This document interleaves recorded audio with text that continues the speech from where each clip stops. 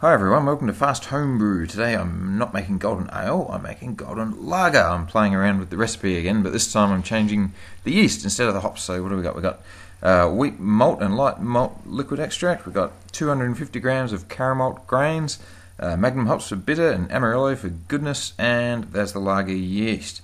So the first thing we're going to do is steep the grains. Steep is a word that just means put it in hot water and leave it there for half an hour. So the grains go in the bag. And there's the water, it's 70 degrees. That thing goes in the bottom to stop it from touching the element so it doesn't damage the bag.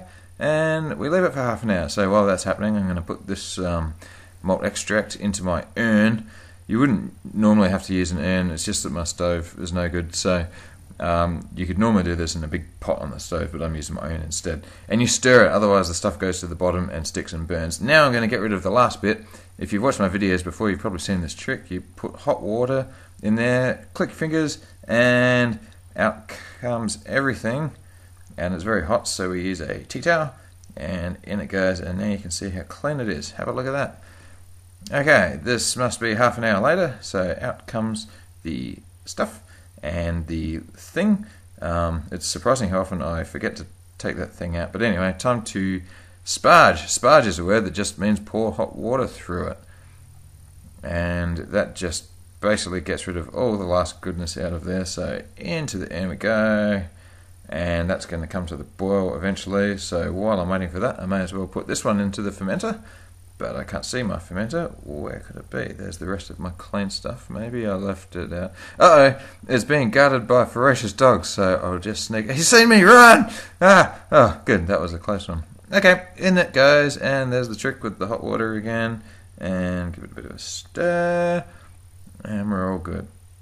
So what's next? It's boiling. So in goes the Magnum hops. They're in there for an hour.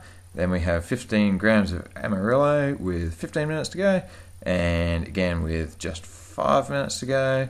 And now we're going back in time to yesterday. These takeaway food containers are used to make ice in, so they get just a little bit of the old star sand treatment, only a tiny weeny bit into the containers. Because the thing is, I need to bring the temperature of this stuff down very quickly. So I use big blocks of ice. So I'm just cleaning these out, and then there's 8 of them in total. Give them a little bit of a rinse down the sink, and fill them with water. And when they're all done, they'll all go into the freezer. In they go. Oh, there's Jesus. Hello, Jesus. Why don't you put on some pants? Good boy. And a hat. Yes, very good. Okay, into the freezer they go. 1, 2, 3, 4, 5, 6, 7, 8. And normally it takes 2 days for them to freeze, so that's why this is looking like it's all in the past. Back to the present now. So here's the blocks of ice now that they're ice, and they go into the thing, and it helps bring the temperature down very quickly. If it's too hot, it'll hurt the yeast, so that's what it's for, basically. There's the last bit going in, stirring it. And it's actually feeling still a little bit warm, which is causing me some concern because I'm almost out of ice. So what I'm going to do is take it up to the shed, put it onto my temperature controller, which is a bit more accurate so I can see what's actually going on. And sure enough, it's too hot, so it's 27 there. So that's my last block of ice going in, and I'll top it up with water and hopefully get the temperature down enough. And it's 25.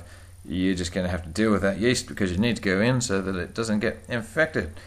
So the very last thing is the dry hop. I'm using chucks this time because I ran out of tea strainers.